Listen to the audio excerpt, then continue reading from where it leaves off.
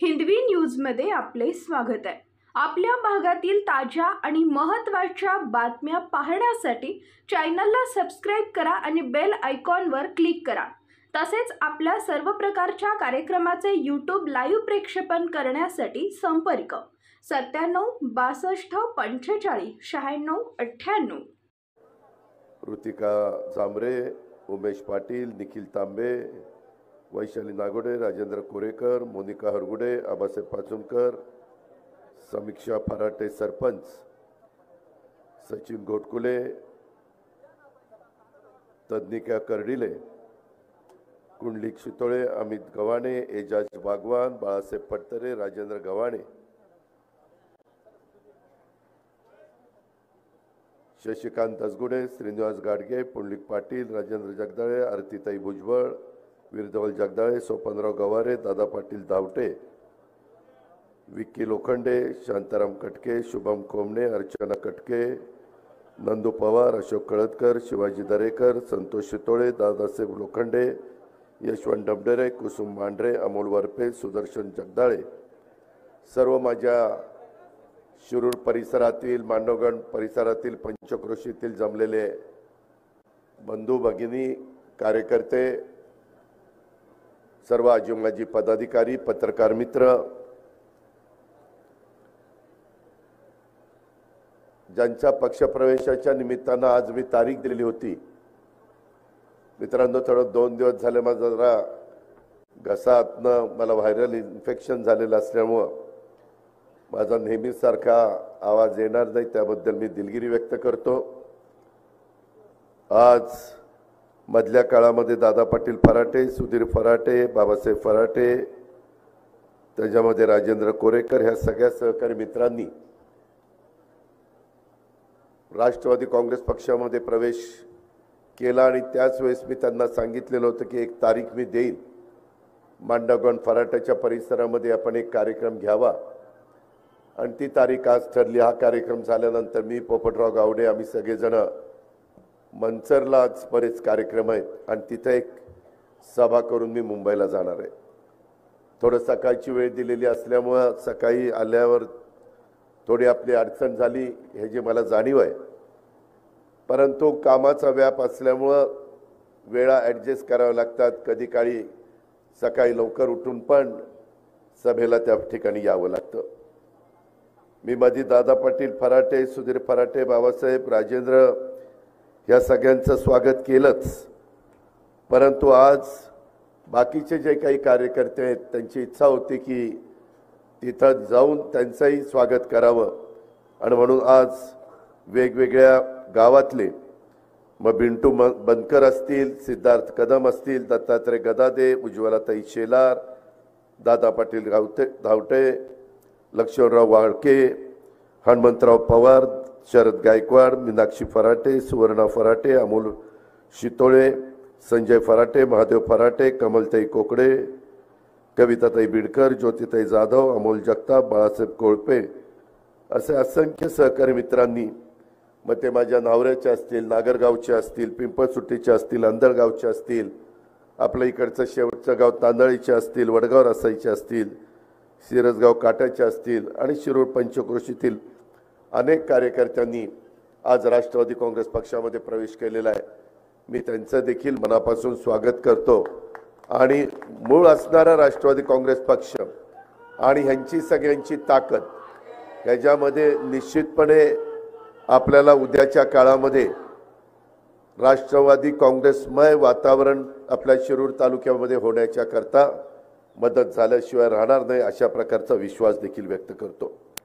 आता तुमच्या सगळ्यांच्या साक्षीनं जिनं आरोग्य विभागामध्ये उच्च शिक्षण बीजे मेडिकल कॉलेजला घेतलं, ससूनला घेतलं, आणि ती आपली संध्या दत्तात्रय लोंढे ही जी प्रयोगशाळा सहाय्यक अधिकारी म्हणून निवड झालेली आहे, आणि ती आता सेवेमध्ये देखील रुजू झालेली आहे। आपल्यातल्या मुलं मुली शिकतायत, चांगल्या पद्धतीनं त्यांनी मेरिटमध्ये आल्यानंतर त्यांना नोकऱ्या मिळत आहेत, मोठी महत्त्वाची जबाबदारी त्या पार पाडतायत।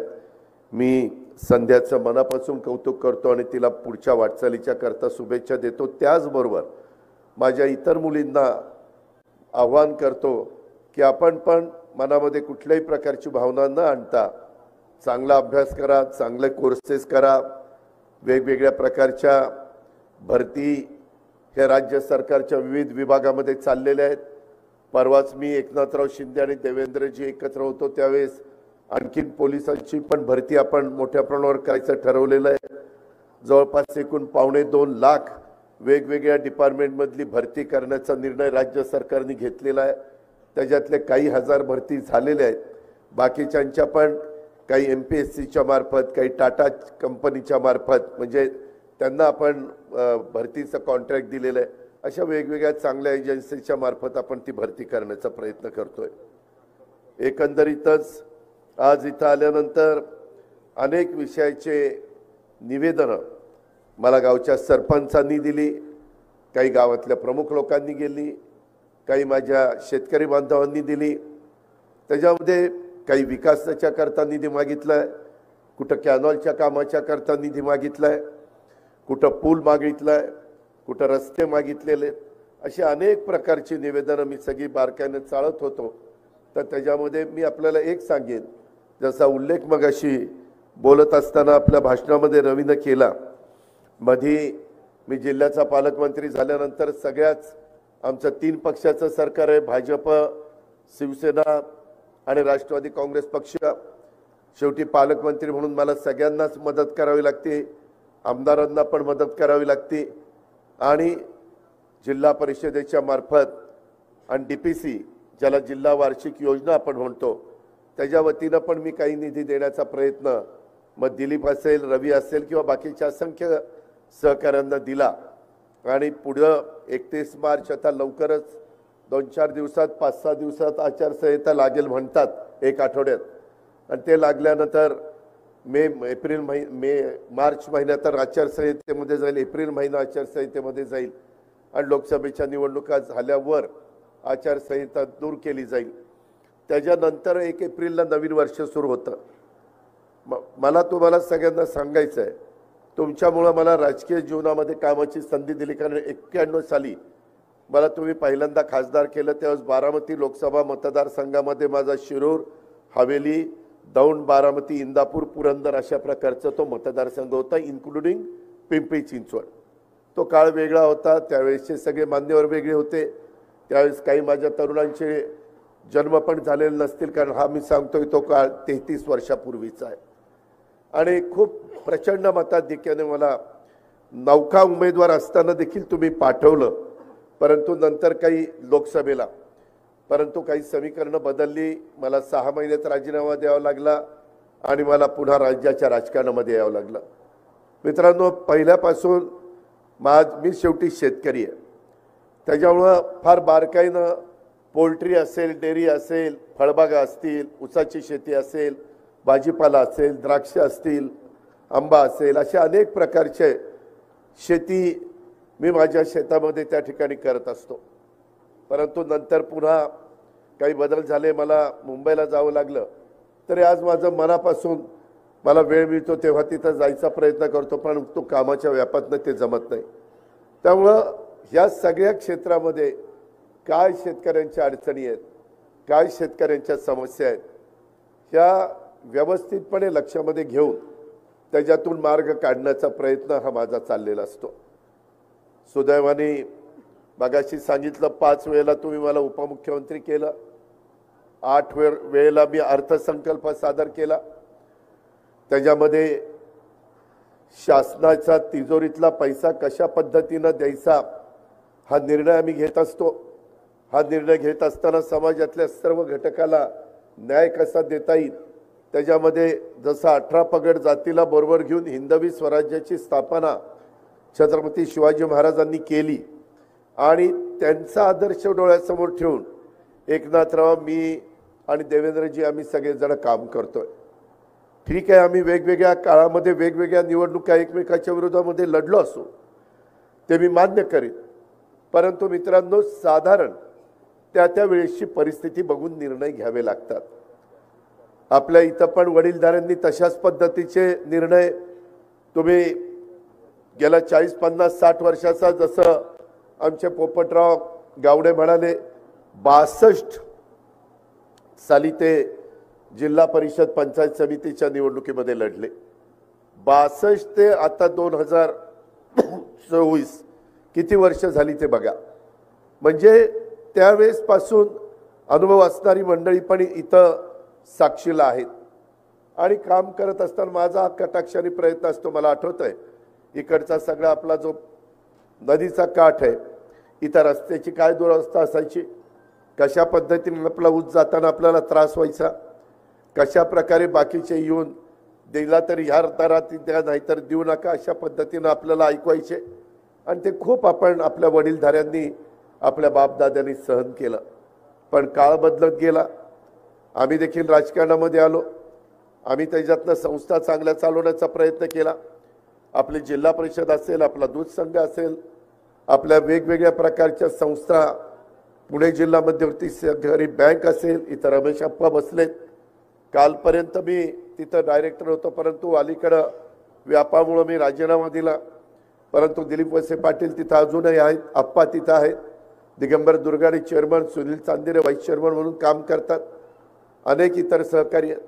एकच भावना असते की बाबा शेतकऱ्यांना किफायतशीर दरामध्ये 0% व्याजाने पीक कर्ज मिळावं, माझ्या आया बहिणींना महिला बचत गटाला कमी टक्के व्याजाने पैसे मिळावेत, ते कर्ज मिळावं, माझ्या शेतकऱ्यांच्या मुलाला परदेशामध्ये जायचं असेल तर 6% व्याजाने त्यांना त्या ठिकाणी पैसे उपलब्ध व्हावेत. 30-30, 40-40 लाख रुपये पुणे जिल्हा मध्यवर्ती सहकारी बँक त्या बाबतीमध्ये मदत करत असते. अशा अनेक गोष्टीला आपली बँक मदत करत असते. मी जरी बोर्डात नसलो तरी बारकाईनं आर्थिक संस्था, जसं एखाद्या भागामध्ये आता इथं स्वतः श्रीगोंदा कारखान्याचे चेअरमन म्हणजे आपल्या शिवाजीराव नागोडे बाप्पूंचं नाव दिलेलं आहे त्या कारखान्याला, त्याचे राजेंद्र नागोडे इथं आहेत, त्यांनाही माहिती आहे, बाकीच्याही काही सहकाऱ्यांना माहिती आहे. मित्रांनो, संस्था चालवणं हे फार तसं बघितलं तर जिकिरीचं काम असतं. डोळ्यात तेल घालून बघावं लागतं.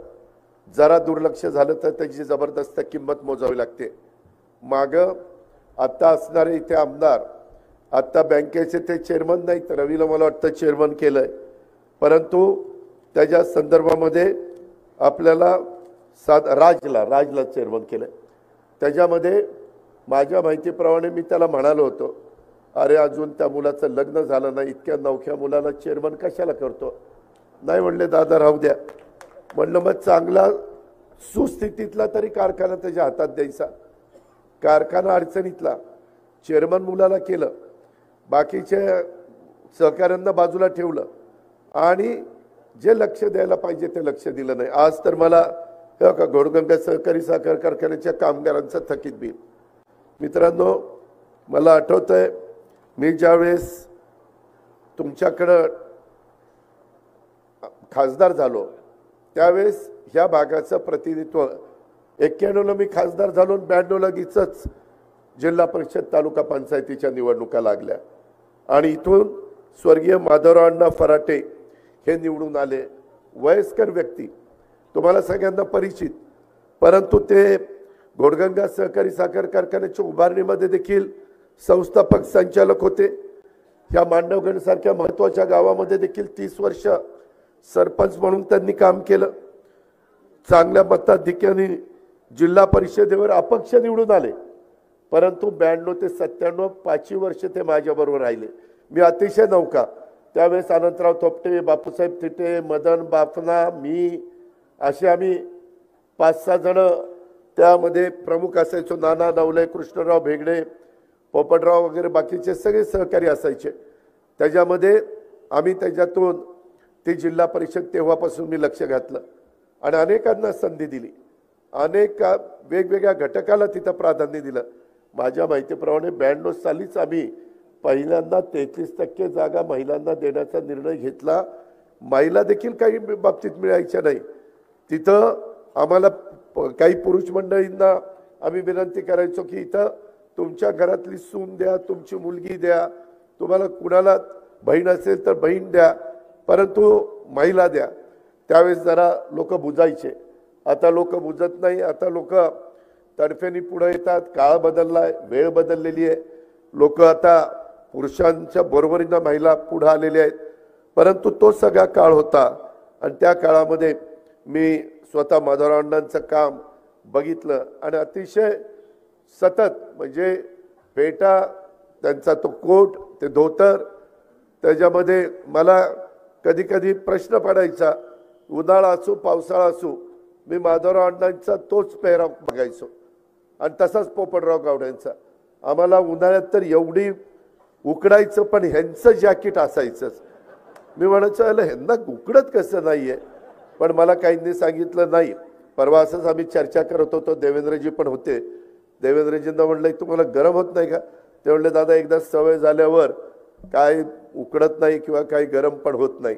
तसं पोपटरावांचं पण आहे आणि तसंच माधवराव अण्णांचं होतं. आज ते आपल्या थायात नाही, मी त्यांना भावपूर्ण श्रद्धांजली अर्पण करतो. पण तो काळ, त्यावेळेची माणसं आणि आताचा काळ आणि आताची माणसं हा फार फरक पडलेला आहे. मित्रांनो, काही जण आम्ही जे काही निर्णय घेतले, आता हा निर्णय घेत असताना कारखान्यामध्ये त्यांनी माझ्या माहितीप्रमाणे याला चेअरमन केला, चिरंजीवांना, राजला, आणि चेअरमन केल्यानंतर कारखाना ज्या पद्धतीनं बारकाईनं लक्ष द्यायला पाहिजे. मगाशी बोलत असताना रवीनं सांगितलं. मित्रांनो, तुम्ही रमेश आप्पांना विचारा, इथं आप्पा आहेत. 91ला तुम्ही खासदार करायच्या आधी मी बँकेला निवडून आलो. रमेश आप्पा आणि सुभाष कुलांनी मला सांगितलं, अजित तुला जिल्ह्याच्या राजकारणात यायचं असेल तर तू बँकेला उभा राहा. म्हणलं राव, आमच्या इथं बँकेत आम्ही कुणीच निवडून येत नाही, सतत काकडे मंडळी येतात आणि मग कसं काय तिथं पडायचंच काम आहे. ते म्हणले नाही तू राहा तर उभा. आम्ही राहिलो आणि मी प्रत्येक मतदाराला भेटलो आणि मतदारांनी मला निवडून दिलं आणि त्याच्यानंतर मला जिल्ह्याच्या राजकारणात आलो. ह्यांनी सगळ्यांनी ठरवलं की अजितला म्हणले चेअरमन करूया आपण. मला बँकेतलं अबकडं पण माहीत नव्हतं, कशी मीटिंग होती, काय होती, काही माहीत नाही. आप्पा त्याच्या आधी चेअरमन होते. आप्पा वगैरे यांनी सगळ्यांनी ठरवलं. थोपटे साहेबांनी, बापूसाहेब थिटेंनी, नाना नवले, नंतर कृष्णचंद्र आपल्या भेगडे साहेब, त्याच्यामध्ये भेगडे साहेब होते. असे सगळ्यांनी ठरवल्यावर मी तर नौखा, मी कशी बस. पण मला एक पहिल्यापासून संस्था चांगली चालवायची. माझी काही बाबतीमध्ये बदनामी केली, राज्य सहकारी बँकेच्या बद्दल बदनामी केली, माझ्यावर आरोप केले, जलसंपदा खात्यामध्ये बदनामी केली. आज देखील तुमचा पालकमंत्री म्हणून मी अनेक वर्ष, माझ्या एवढा पालकमंत्री ह्या जिल्ह्याचा कोणी झाला नसेल, इतके वर्ष मी तुमचा पालकमंत्री आहे. पण एक पैशाचा मी तुमचा कोणाचा मिंदा नाही आहे. मी पालकमंत्र्याचे जो काही निधी असतो तुम्ही कुणालाही विचारा, त्याच्यामध्ये तो निधी त्यांना देण्याचा मी प्रयत्न करत असतो. आत्ताही जी निवेदनं आलेली आहेत, मी त्या सगळ्या माझ्या सरपंचांना, काही आमच्या मुली सरपंच आहेत, काही ठिकाणी आमच्या भगिनी सरपंच आहेत, काही ठिकाणी आमचे तरुण मंडळी सरपंच आहेत. मी त्यांना एवढंच सांगेन की 1 एप्रिलच्या नंतर नवीन वर्ष आहे आणि यंदाच्या वर्षी साधारण कालच्या अर्थसंकल्पामध्ये आपल्या पुणे जिल्ह्याला डीपीसीच्या करता मी 1250 कोटी रुपये मंजूर केले. 1250 कोटी रुपये ॲव्हरेज जर काढलं तर तर एकेका तालुक्याला 100 कोटी रुपये यायला काही अडचण नाही. शहरी भागामध्ये पुणे महानगरपालिका, पिंपरी चिंचवड महानगरपालिकेचा निधी असतो, त्यांचं बजेट मोठं आहे, त्याच्यामुळं त्यांना फार डीपीसीचा पैसा लागतो थोडाफार, परंतु ग्रामीण भागा एवढा लागत नाही. ग्रामीण भागातले प्रश्न अनेक आहेत, अडचणी अनेक आहेत, रस्ते करायचे आहेत, समस्या अनेक आहेत. लोकांना एक काम झालं तरी पुढचं काम दुसरं कुठलं तरी तयारच असतं, त्याच्यातनं लोकांना समाधानी करायचं असतं. आणि त्याच्यामुळं हे नवीन वर्ष सुरू झाल्यावर, आचारसंहिता संपल्यावर मी याच्यामध्ये जिथं कुठं मदत करायची असेल तिथं मदत करण्याच्या करता पुढाकार घेईन. माझी विनंती आहे, मी महायुतीच्या सरकारमधला एक घटक म्हणून तुमच्या पुढे काम करतोय. माझी एवढीच अपेक्षा आहे की उद्याच्या लोकसभेच्या निवडणुकीच्या निमित्तानं आम्ही महायुतीचा उमेदवार देणार आहे. हा उमेदवार देत असताना तुमच्या इथल्या शिरूरमध्ये समस्या खूप आहेत. एक तर आपली इंडस्ट्री MIDC आहे, MIDC मध्ये देखील वेगवेगळ्या प्रकारचे प्रश्न असतात. आपल्या इथं जी नदी गेलेली आहे त्या नदीला पाण्याच्या समस्या आहेत. त्याच्यामध्ये खरं तर परवाच तुम्हाला पेपरमध्ये तुम्ही वाचलं असेल, निरा डावा कालवा, निरा उजवा कालवा, चासकमान कालवा, घोड कालवा, कुकडी कालवा, त्याच्या संदर्भामध्ये पवना, या सगळ्या 7 धरणांची मी मीटिंग घेतली। यंदा दुष्काळी वर्ष आहे, तरी देखील पाण्याचं काटकसरीनं नियोजन करून कसं पाणी देता येईल हा प्रयत्न मी केला। मित्रांनो, पाठीमागच्या काळामध्ये आम्ही ज्यावेळेस सरकारमध्ये नसतो त्यावेळेस अडचणी येतात। आता पण मला श्रीनिवास घाडगे सांगत होते की दादा असं असं पाणी आम्हाला द्या। मी ताबडतोब त्या अधिकाऱ्याला फोन लावला, अधिकारी मला भेटला नाही। आता मी नंतर त्याला पुन्हा माझी सभा झाल्यानंतर बोलणार आहे। त्या संदर्भात शेवटी पिकाला वेळच्या वेळेला पाणी मिळालं पाहिजे याबद्दल दुमत असायचं कारण नाही। क्षेत्र प्रचंड वाढलं। आता मी हेलिकॉप्टरनी आलो तर पूर्वी मगरपट्टा, अमानोरा वगैरे तिथं ऊस असायचा, आता तिथं सगळं नागरीकरण झालंय। पुढं आपण आल्यानंतर साधारण थेऊरच्या पासून पुढं आपल्याला जरा ऊस पाहायला मिळतो आणि पुढं आल्यावर दौंड तालुका आणि शिरूर तालुक्यामध्ये प्रचंड आज ऊस त्या ठिकाणी वरनं पाहायला मिळतो। कारखाना तर बंद, कसं काय होणार? परंतु सुदैवाने आपल्या ओळखीच्यांचे आजूबाजूला कारखाने, त्याच्यामध्ये त्यांनाही आपण सांगू शकतो की बाबा वेळेत ऊस त्या ठिकाणी घेऊन जावा। त्यांचाही घास तसा बघितलं तर फार मोठा झालाय। आत्ताच इथं दौंड शुगरचे वीर धवल जगदाळे ते म्हणले की दादा शिरूर तालुक्यातला ह्या सगळ्या परिसरातला जवळपास 2-1 लाख टन ऊस हा दौंड कारखाना घेऊन गेलेला आहे। अजूनही त्यांची घेऊन जायची तयारी आहे।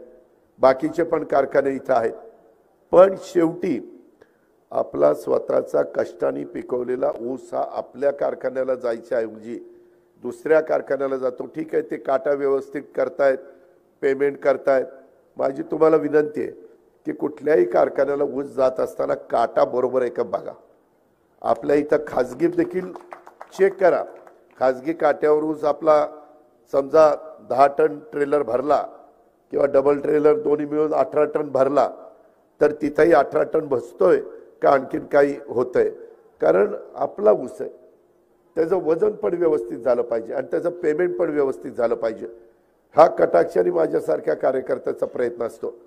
मित्रांनो, आता मला पत्र दिलंय घोडगंगा सहकारी साखर कारखान्याचं कामगारांचं थकीत रक्कम 16 महिन्याचा कामगारांचा थकीत पगार देण्याबाबत। त्या संदर्भामध्ये खरं तर पैसे द्यायला पाहिजे। मला ज्यावेळेस लक्षात आलं त्यावेळेस मी ताबडतोब त्याची मीटिंग लावली होती। स्टेजवरचे पण काय दादा पाटील तुम्ही पण त्या मीटिंगला होता। मी साखर आयुक्त कार्यालयामध्ये मीटिंग लावली। मी अर्थमंत्री, दिलीप वळसे पाटील सहकार मंत्री, हे बाकीचे सगळे सहकारी, त्याच्यामध्ये चेअरमन होते, MSC बँकेचा चेअरमनला बोलवलं, साखर आयुक्ताला बोलवलं, त्याच्यामध्ये कारखान्याचे चेअरमन, व्हाईस चेअरमन, संचालक बोर्डाला बोलवलं, इतर पण काही सहकारी ज्यांना कामगार प्रतिनिधी पण सगळ्यांना बोलवलं।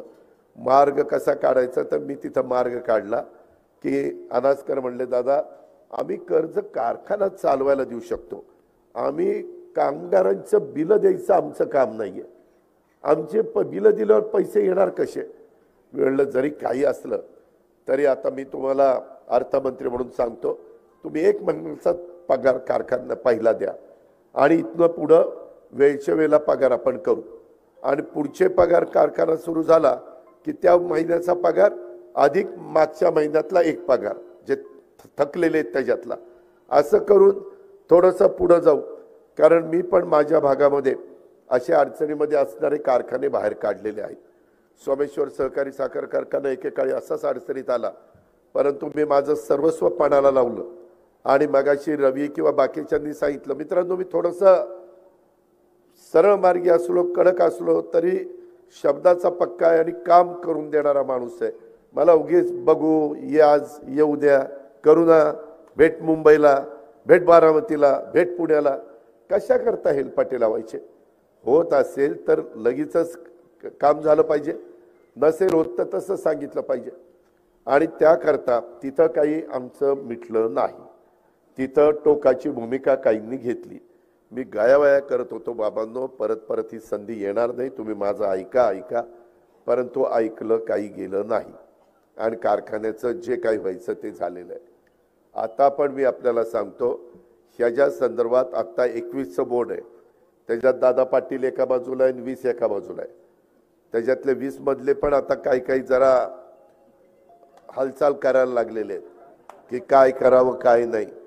मी सभासदांनो, आपण त्यांना अजून एक संधी देऊ. माझी त्यांना विनंती आहे की तुम्हाला जमत असेल तर करा, नसेल जमत तर सरळ सांगा ना की बाबा आम्हाला जमत नाही. आपण तिथं प्रशासक आणायचं असेल तर प्रशासक आणू शकतो, आपण तिथं चेअरमन बदलायचं असेल तर चेअरमन बदलू शकतो. ह्या संदर्भामध्ये अशा प्रकारची कारखानदारी कधी अडचण येते, केव्हा येते? दुष्काळ पडल्यानंतर, ऊसच नसल्यानंतर, क्रशिंग नाही झालं म्हणून अडचण येते, ते तोटा होतो. आपलं सगळी परिस्थिती पोषक आहे, अनुकूल आहे, आपल्याला प्रतिकूल परिस्थिती नाही आहे. ऊस प्रचंड आहे, आपल्या इथं जवळचा ऊस आहे, जेवढा गळीताला पाहिजे तेवढा त्याच्यापेक्षा जास्त आहे. फक्त काटकसरीनं व्यवस्थितपणे तिथं कारखाना चालला पाहिजे. साखर विक्री चांगल्या दरात गेली पाहिजे. कोजन सरकारच घेतं, तिथं काही प्रश्न नाही. कोजनचे पैसे वेळेत द्यायची जबाबदारी माझी राहील. त्याच्या संदर्भामध्ये डिस्लरीच्या बद्दल देखील आपल्याला जे काही प्रॉडक्ट तयार होईल त्यालाही चांगला दर पाहिजे. आणि जेवढं गरजेचे तेवढा स्टाफ, आणि स्टाफनी पण इमाने इतबारे आत काम केलं पाहिजे. असं केल्यानंतर हा कारखाना बाहेर त्या ठिकाणी येऊ शकतो. पण त्याकरता तुमच्या सगळ्यांचं सहकार्य पाहिजे. मीच ह्याच भागामध्ये येऊन काय काय सभा घेतल्या आणि काय काय केलं ते माझं मला माहिती आहे, आणि तेव्हा तुम्ही माझं ऐकलं. परंतु त्यावेळेस आत्ताचा इथला आमदार असा काहीतरी वेडवाकडं वागेल हे काय माझ्या स्वप्नात देखील नव्हतं, आणि ते तर घडलेलं आहे. आज त्याला काय वाटतं म्हणजे मला माहिती नाही. परंतु मित्रांनो, तुम्ही मनामध्ये आता वेगळी भावना आणू नका. आता सरळ सरळ फाटी पडलेली आहे. आपण इकडच्या फाटीला आहे, ते तिकडच्या फाटीला आहे. त्याच्यामुळं काही जण म्हणतात ही कधीतरी एकत्र येतील का रे ही, ह्यांनीच आमचं निमगार होतंय सारखं. आणि मग हळूच दबकत मला म्हणतं, दादा काही होईल का पुढं, काहीतरी होईल. म्हणजे अजूनही लोकांच्या मनामध्ये तशा प्रकारची शंका आहे. मित्रांनो, मी आपल्याला स्पष्ट सांगतो, ह्या सगळ्याच्या बाबतीमध्ये मागं मीच तुमच्याकडं डॉक्टर अमोल कोल्हेंना मतदान करा अशा प्रकारची विनंती करायला यायचो. मी त्यांना दुसऱ्या पक्षातनं घेऊन माझ्या घरी नेऊन पक्षाचा प्रवेश देऊन तिकीट देऊन मी दिलीपराव वळसे पाटलांनी जबाबदारी, दिलीपरावांच्यावर मी जुन्नर खेड आंबेगावची जबाबदारी टाकली होती. माझ्यावर मी भोसरी, शिरूर आणि हडपसर ह्या 3ची जबाबदारी घेतलेली होती. आणि त्या प्रकारे आपण ते सीट निवडून आणलं. निवडून आणल्यानंतर मलाही वाटलं वक्तृत्व चांगलं आहे, दिसायला राजबिंड आहे, त्याच्यामध्ये चांगल्या पद्धतीनं काम करतील. परंतु मित्रांनो, नंतर 2-2.5 महिने 2च महिने झाले, 2 वर्ष झाली, आणि नंतर ते मला म्हणायला लागले की दादा मला राजीनामा द्यायचा. म्हणलं राव, जनतेने 5 वर्ष निवडून दिलं, 2 वर्षातच राजीनामा द्यायचा, लोक जोड्याने मारतील राव आपल्याला, असं करू नका. काय अडचण काय नाही, मी कलावंत आहे दादा, माझ्या वेगवेगळ्या प्रकारचे नाटक असतात, चित्रपट असतात, त्याच्यावर परिणाम होतोय दादा. आणि मी मित्रांनो, मी खोटं बोलणार नाही, मी तोंडावर असं समोरासमोर करीन. मी म्हणलं तसं करू नका, दिसायला खराब दिसतंय. आता ते म्हणले मी सेलिब्रिटी आहे, ह्या लोकांना वाटतं रोज मी तिकडं मतदारसंघात यावं, कसं शक्य आहे, मला माझी मालिका असते, मग मला त्या ठिकाणी काम करावं लागतं, मग ते कोण बघणार. माझ्या व्यवसायावर परिणाम झाला, माझ्या व्यवसायावर परिणाम झाला असं त्यांचे शब्द होते. मी तरी त्यांना म्हणालो, बाकीचे सगळे म्हणायचे अजित तूच आणलंय त्यांना, आता तूच त्यांना समजून सांग, तूच त्यांना समजून सांग. मित्रांनो, असं कसं बसं करत करत ते तर मागाशी कोणतरी म्हणलं की सुरुवातीच्या 4 वर्षामध्ये किती आले काय आले. खरं त्यांचा राजकारण हा पिंडच नाही आहे. आम्ही राजकारणी लोक काय करतो, एखादा उमेदवार आम्हाला पराभूत करता येत नसेल तर मग सेलिब्रिटी काढायची. खोटं नाही सांगत, तुम्ही देशात बघा, आता काही ठिकाणी हेमा मालिनी उभे राहतात की नाही, निवडून येतात. काही ठिकाणी सनी देओल उभा राहतो, धर्मेंद्र उभा राहतो, गोविंदा उभा राहतो. काय ह्यांचा राजकारणाशी संबंध आहे? राजेश खन्ना, शत्रुघ्न सिन्हा, किती नावं देऊ? एवढे नटी पण उभे राहते, नट पण उभे राहतात. आणि का एकदा मला वाटतं अमिताभ बच्चनला पण उभं केलं होतं आणि निवडून आले होते. आणि मग नंतर म्हणले नाही राव, हे आपलं काम नाही, राजीनामा दिलं सोडून. मित्रांनो, शेवटी त्यांना त्या भागातली विकासाची कामं करायला आवड आहे का?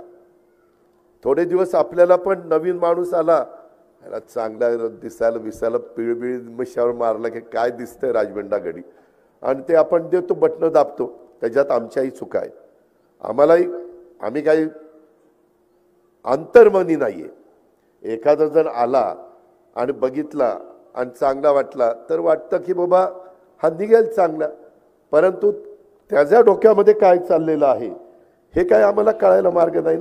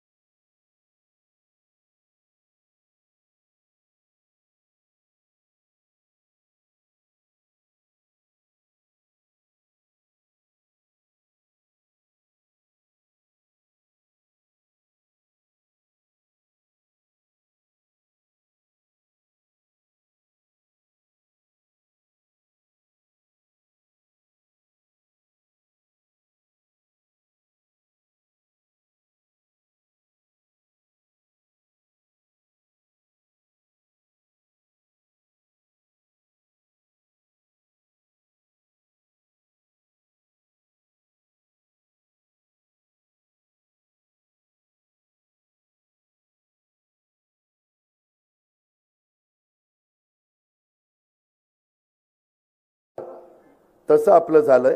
आता पुन्हा मध्ये मी शिवजयंतीला मला भेटले 19 तारखेला. म्हटलं का हो डॉक्टर, मागं तर म्हणायचं राजीनामा द्यायचा ना, आता परत दंड ठोपटले. नाही म्हणले दादा, जरा वाटायला लागलं परत उभं राहू. अरे असं कसं चालेल? आपले प्रश्न सुटले पाहिजे. मित्रांनो, इतके महत्त्वाचे प्रश्न सध्या आपल्या सगळ्यांच्या समोर आवासून आहेत. रेल्वेचे प्रश्न आहेत. आत्ताच कोणीतरी बोलत असताना मला वाटतं सांगितलं त्याच्यामध्ये की दादा आमच्या इथं सुधीरने का कोणीतरी सांगितलं, दादा आमचा हा रस्ता 10 मीटर रुंदीचा करा, 7.5 का काहीतरी आहे ना, हां, तो 10 मीटरचा करा. आपल्या इथं पाण्याचा गहन प्रश्न आहे. मी ते कुकडीचं घोडचं बघतोय. दिवसेंदिवस शहरं मोठी होत आहेत.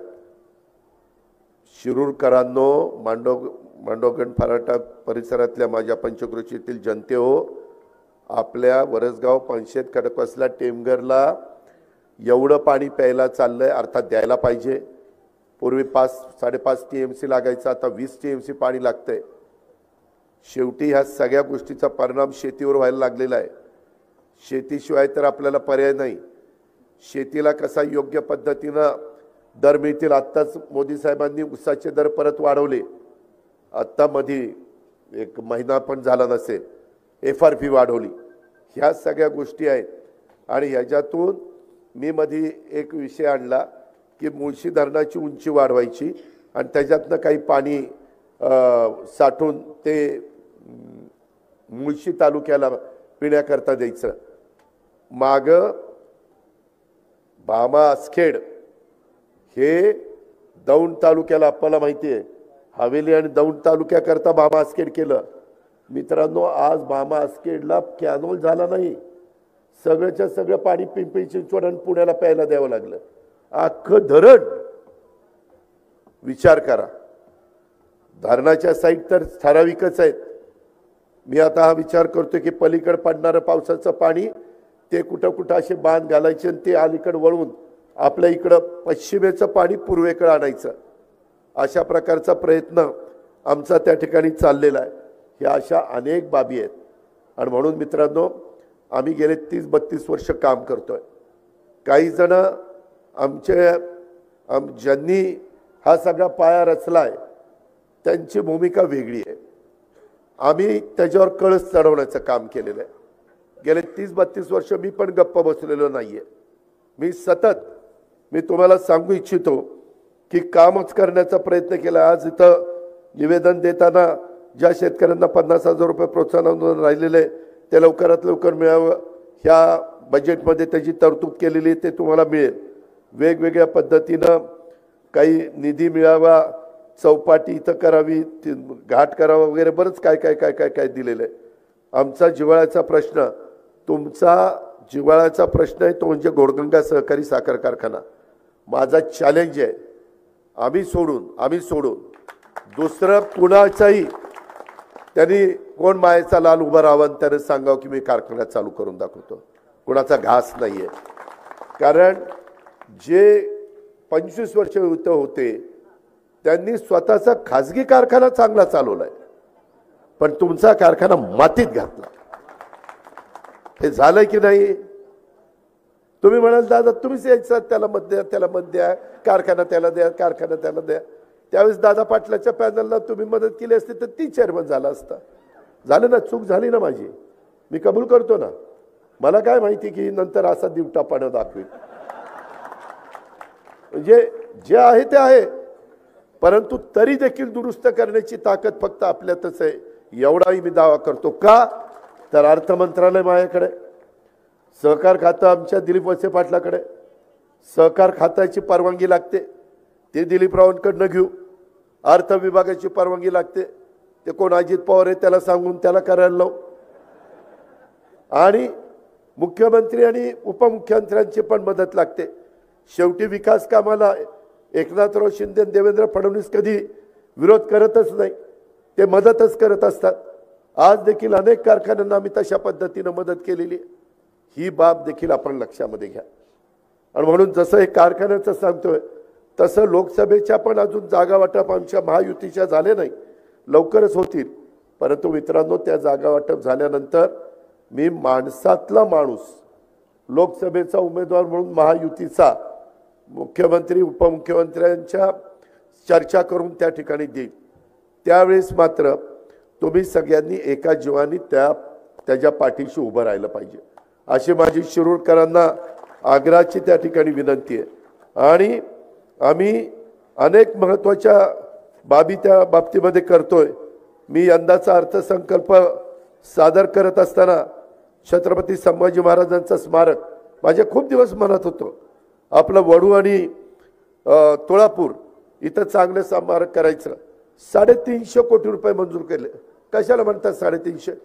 मागं काही जण जिल्हा परिषदेमध्ये थोडाफार खर्च करायचे, पण ते तेवढ्या पुरता असायचं. आता इतकं सुंदर ते केलेलं आहे की पुढं पिढ्यानपिढ्या छत्रपती संभाजी महाराजांचा आदर्श, त्यांचा इतिहास, हा जाज्वल्य पद्धतीचा इतिहास, शौर्याचा इतिहास हा आमच्या तरुण पिढीच्या समोर राहिला पाहिजे. तिथं घाट पण, तिथं आपलं संगम आहे, त्या संगमावर पण खूप चांगल्या पद्धतीने घाट वगैरे केलेला आहे. परवा कुणी आला असेल तर त्यांनी तो प्लॅन बघितला असेल. मी परवाच बारामतीला बोलताना बोललो, करायचं तर नंबर 1च काम करायचं, नाही तर त्या भानगडीतच पडायचं नाही. अशा पद्धतीनं आपण तुळापूरला आणि वडूला महाराजांची एक भव्य दिव्य स्मारक करतोय. लहुजी वस्ताद साळवे स्मारक, ह्याला पैसे कोणी देत नव्हतं. मित्रांनो, मी 86 कोटी रुपये बजेटमध्ये तरतूद केली आणि तिथली जागा 5-5.5 एकर घेतली आणि आता तिथं परवा मुख्यमंत्र्यांनी आम्ही भूमिपूजन केलं. आता त्या स्मारकाचं काम सुरू झालं. एकदम चांगलं देखणं स्मारक, म्हणजे खरोखरीच क्रांतीवीर लहुजी वस्ताद साळवे यांच्या नावाला साजेशा पद्धतीचं स्मारक आपण करतोय. मित्रांनो, आता बरेच दिवस मातंग समाज मला सांगायचं की दादा ते बार्टी, सारथी, महाज्योती या वेगवेगळ्या मध्ये जी काही मदत वेगवेगळ्या घटकाला होती त्याच्यात आमच्यावर अन्याय होतो.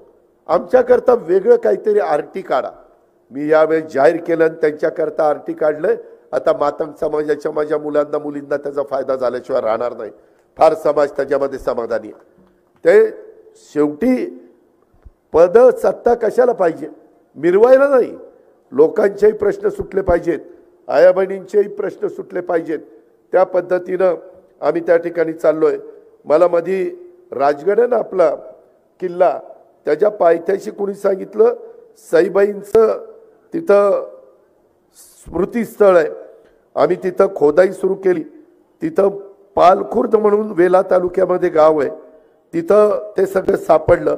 तिथं 30 कोटी रुपयाचा आपण आराखडा तयार केलेला आहे आणि राजमाता सईबाईंच्या नावाला साजेसं काम आपण करतोय. राजगुरुनगर हुतात्मा शिवराम हरी राजगुरू यांचा देखील स्मारक आपण करतोय. 102 कोटी रुपये आपण खर्च करतोय. महात्मा फुले वाडा आणि क्रांती ज्योती सावित्रीबाई फुले स्मारक हे पण आपण काम हातामध्ये घेतलेलं आहे. संत जगनाडे महाराज समाधी स्थळ सदुंबरेला मावळ तालुक्यात आपण करतोय. आमच्या इंदापूर तालुक्यात मालोजीराजे भोसले यांची गडी आणि दर्गा परिसर तोच 40 कोटीचा आपण डेव्हलप करतोय. ज्योतिबा देवस्थान एकविरा देवी असंही आपण करतोय. अष्टविनायकाला पण जिथं कुठं मदत पाहिजे तिथं मदत करण्याची माझी आणि आमच्या सरकारची भूमिका आहे. छत्रपती शिवाजी महाराजांच्या शौर्याचे साक्षीदार असलेल्या महाराष्ट्रातील 11 गड किल्ल्यांच्या जागतिक वारसा स्थळाचा दर्जा देण्याचं काम देखील आपण केलेलं आहे.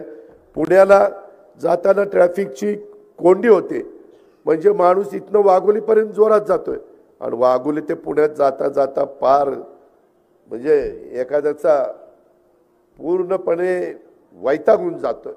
अक्षरशः त्याची सहनशीलता संपते आणि म्हणून 10,000 कोटी रुपये या मार्गाकरता आपण जमीन घ्यायला दिलेले आहेत. आता त्या जमिनी घेऊन झालेल्या आहेत. आता तिथं रस्त्याचं काम त्या बाबतीमध्ये सुरू होईल. रेल्वे प्रकल्प पण आपण करतोय. कल्याण मुरबाड पुणे नाशिक सोलापूर तुळजापूर धाराशिव अशा पद्धतीने पुणे लोणावळा पण आपण त्या बाबतीमध्ये रेल्वे प्रकल्पाचं काम करतोय. अशा खूप गोष्टी मित्रांनो आपल्या बाबतीमध्ये चाललेल्या आहेत आणि त्या करण्याच्या करता माझा सतत प्रयत्न आहे. तुम्ही कामाच्या बाबतीमध्ये कुठं काही काळजी करू नका. त्यामध्ये निश्चितपणे हे नवीन वर्ष आहे, त्याच्यात 2 महिने आचारसंहिता राहील लोकसभेची, 2 महिने राहील विधानसभेची. राहिलेल्या 8 महिन्यातच आपल्याला त्या वर्षीचा निधी हा नियोजनबद्ध पद्धतीनं खर्च करायचा आहे. माझी तुम्हालाही विनंती आहे, आम्ही ज्यावेळेस DPCचा पैसा देतो त्यावेळेस गावात त्याचं काम करताना काम दर्जेदार करा.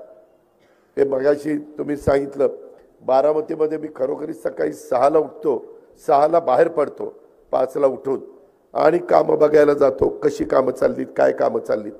कामं दर्जेदार झाली तर आपल्यालाही समाधान मिळतं आणि तालुक्याला पण वाटतं की खरंच बाबा आपला लोकप्रतिनिधी काम करतोय.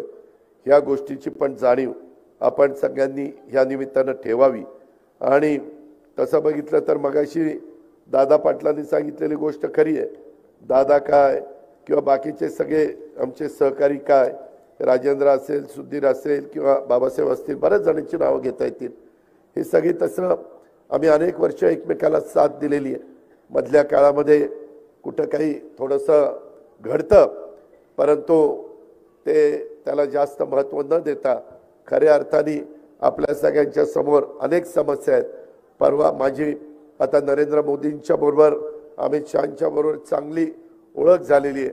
आम्ही अनेकांना वेळेला कार्यक्रमाला एकत्र असतो, त्यावेळेस मी पण त्यांना एकनाथराव मी काही मुद्दे सांगत असतो की साहेब हा प्रश्न आहे, ह्याच्यामध्ये थोडंसं लक्ष देण्याची गरज आहे. आपल्या इथं जसं कांदा उत्पादक शेतकरी कांदा निर्यातीच्या बद्दल साहेब आता त्याच्यात आपल्याला निर्यातीला परवानगी दिली पाहिजे. कांदा उत्पादक शेतकऱ्याचं त्याच्यात नुकसान होत आहे. मध्ये काही 1000 मेट्रिक टन कांदा निर्यात करायला परवानगी दिलेली आहे. अशा अनेक प्रश्न. आता तुम्हाला लाईट व्यवस्थित मिळावी म्हणून आम्ही सोलरवरच तुम्हाला आता वीज देणार आहे. 8.5 लाख पंप आम्ही सोलरवर द्यायचा निर्णय घेतलाय. काय होतंय, तुम्हाला दिवसा लाईट निम्मे दिवस मिळतील, रात्री निम्मे दिवस मिळते. आणि ते सगळं झालं की त्याच्यामध्ये आपल्याला अडचण काय येते की दिवसा लाईट सूर्य उगवला की तुमचा पंप चालू होणार, सूर्य मावळला की पंप बंद होणार. त्याच्यामुळं आपल्याला सोलरची लाईट परवडणारी आहे. लाईट बिल तर येणारच नाही, तो प्रश्न नाही. म्हणून आम्ही महाराष्ट्रामध्ये मोठ्या प्रमाणावर सोलर पॅनलचा कार्यक्रम हातामध्ये घेतला आहे आणि त्याचा लाभ जसं तुम्हाला होणार आहे तसे इंडस्ट्रीचे पण दर कमी व्हायला मदत होईल. कारण तुम्हाला सबसिडी देताना आम्ही इंडस्ट्रीचा दर समजा 6 रुपये असेल तर त्यांना 8 रुपये लावतो, 2 रुपये त्याच्यातनं घेतो आणि ते तुम्हाला सबसिडी म्हणून पास करतो, बाकीचं राज्य सरकार घालतं. अशा या सगळ्या गोष्टी आहेत. मित्रांनो, एकंदरीत ह्या सगळ्याचा विचार करून आपण त्याच्यामध्ये पुढे चाललेलो आहे.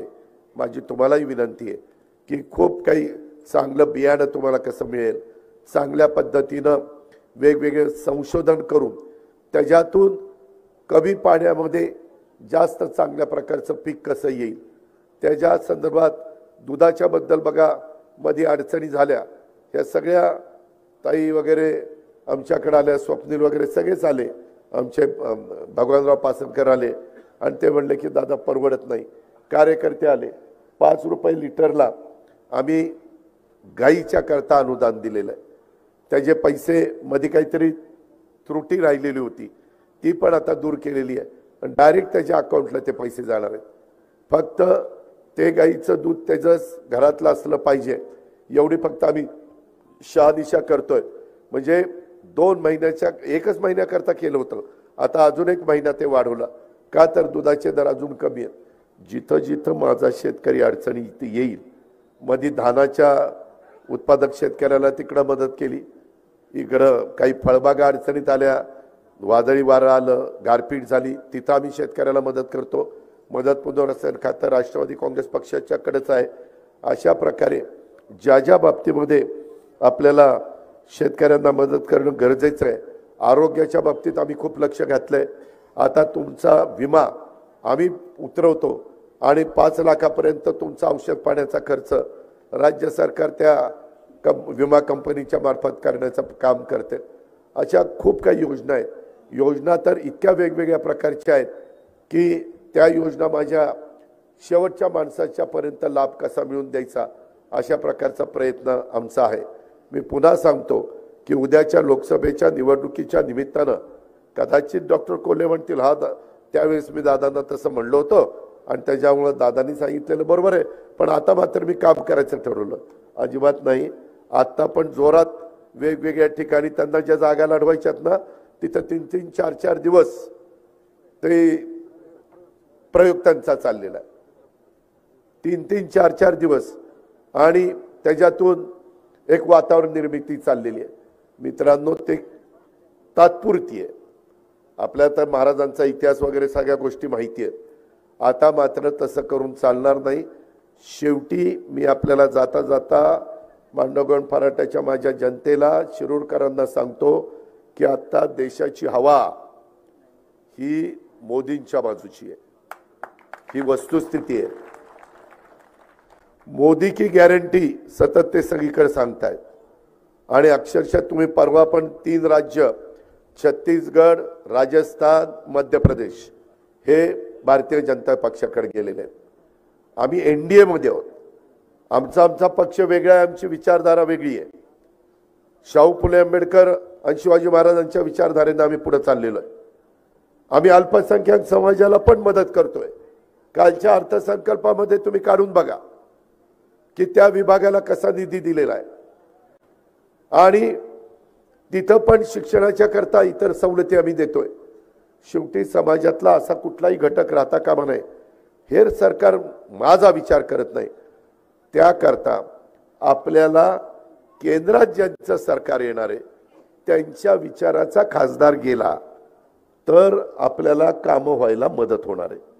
विरोधी पक्षाचा खासदार गेला की नुसताच तलवार काढतो, नुसताच तिथं लढवत बसतोय, त्याचा काय उपयोग आहे. ते सरळ म्हणतात काय आमचं तिथं चालत नाही. आता परवा पण कुणीतरी मगाशी इथं काढलं, काल का परवा का नाही परवा मी काल अमरावतीला होतो, तर त्याच्यामध्ये मला कानात सांगितलं, दादा निलेश लंकेच्या मतदारसंघामध्ये माझं संध्याकाळी नाटक आहे आणि मी त्यात जातो. तो उठला की अशोक पण उठला, पुढं अमोल मागा अशोक, निघाली जोड. म्हणलं अरे थांबा, कार्यक्रम होईपर्यंत थांबा. छत्रपती संभाजीराजांच्यामुळं तुम्हाला ओळख झालेली आहे आणि मध्येच सोडून जायचं आहे. परंतु आता काय करता, लोकशाही आहे, ज्याला बसायचं ते बसतो, ज्याला उठून जायचं ते उठून जातो. ह्या पद्धतीचं यांचं सगळं काम चाललेलं आहे. यांच्याकडनं अशोकला तर टोटली मदत तो आमदार असताना मीच केलेली आहे. हे त्यांनी कधी पण त्याला रात्री 12ला उठवलं तरी ती बावचळून म्हणाला, हा दादानी केली, दादानी केली, असंच म्हणेल, कारण मी केलेलीच आहे ना. त्यामुळं मी इथून पुढं पण तुम्हाला मदत करत राहील, तुम्ही काळजी करू नका. सुदैवाने अर्थ मंत्रालय आपल्याकडे आहे. तुम्ही फक्त एका जीवानी जशी 91 साली मला साथ दिली आणि त्याच्यानंतरच्याही काळामध्ये सातत्याने साथ देत आलेला आहे. मी आपल्या पुणे जिल्ह्याची कामं होण्याकरता मंत्रिमंडळामध्ये राज्याचा मदत करतोच, ते माझं कर्तव्य आहे.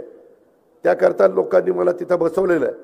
परंतु त्याचबरोबर आपल्या जिल्ह्याला पण कसा निधी मिळेल आणि आपल्या जिल्ह्यातली कामं कशी होतील, तुमच्या इथली पंचायत समिती घ्या, तुमच्या इथलं नगरपालिकेचं कार्यालय घ्या, तुमच्या इथं प्रशासकीय इमारत घ्या, कुठल्याही इमारती घ्या, ह्या सगळ्या माझ्या काळातच मी तुम्हाला करून दिलेल्या आहेत.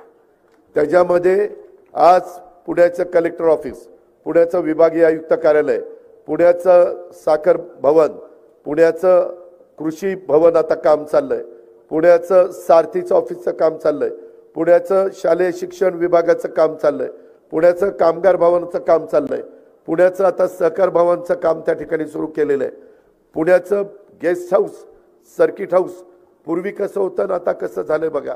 ज्या ज्या गोष्टीमध्ये लोकांचं जाणं येणं मोठ्या प्रमाणावर आहेत त्या सगळ्या इमारती दिमागदार करण्याचं काम आणि त्याच्यातनं लोकांचे प्रश्न सुटावेत, लोकांना हेलपाटे कमी घालायला लागावेत, हा त्याच्या पाठीमागचा माझा दृष्टिकोन आहे.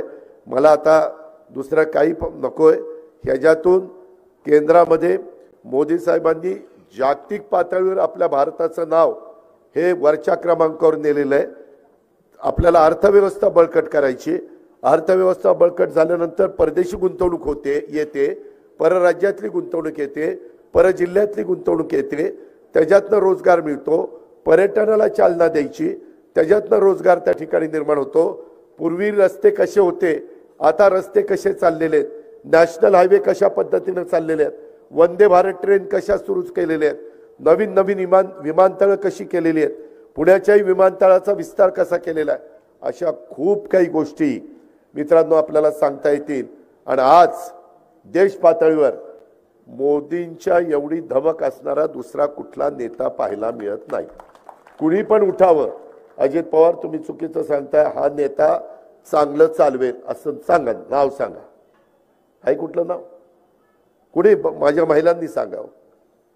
कुणी आज नाहीये. त्यांच्यात वाद चाललेत, भांडणं चाललेली आहेत. भांडणांनी चार दिशेला चार ठिकाणी सगळ्यांची तोंड होतात. असं होत नाही. नेता जर मजबूत असेल तर देश अतिशय गतीनं पुढे जात असतो आणि देशाचा सर्वांगीण विकास होत असतो. त्यांच्यामुळं तो होतोय. त्यांच्यामुळं आपल्याला महाराष्ट्राचा विकास करायचा आहे. म्हणून मोदींच्या विचाराचे खासदार निवडून द्यायचे. ते जेवढे खासदार जातील तेवढा आपल्याला मोठ्या प्रमाणावर त्याची मदत होणार आहे. ही पण बाब लक्षात ठेवा. आणि त्याच्यातून मग नंतर विधानसभेच्या निवडणुकीच्या निमित्तानं पण जे सांगायचे ते त्यावेळेस सांगेन. पण आता महायुतीचं सरकार तुमच्याकरता काम करतंय. खूप काही वेगवेगळी कामं आमच्या हातामध्ये आहेत आणि ती पूर्ण करण्याची आमची 100% तयारी आहे. माझी कामगारांना विनंती आहे, तुम्हाला जर असं वाटत असेल की बाबा आमचे पगार व्हावेत, तुमचे पगार व्हावेत, तर एकदा तुमच्या बोर्डाला भेटा आणि बोर्डाला म्हणा ती दादा काल आला होता ना असं सांगत होता, जाऊ द्या, त्याच्याकडे जाऊन जर काम होत असेल तर चला तिकडं घेऊ चालू करून. तसं असेल तर तशी आपली तयारी. काही दिवस देतो आणि जर नाहीच ऐकलं तर यांना कारखाना चालवता येत नाही म्हणून त्यांना नोटीस काढणार. नोटीस काढून रितसर जे काही सहकाराचे नियम असतील त्या नियमाप्रमाणे पुढची ॲक्शन त्या ठिकाणी घ्यावी लागणार. कारण मला शेवटी शिरूर तालुक्यातल्या सभासदांचं हित पाहायचंय, मला काही संचालक बोर्डाचं हित पाहायचं नाही. ही बाब देखील तुम्ही सगळ्यांनी लक्षामध्ये ठेवा आणि त्या कामाला तुम्ही मला साथ द्या.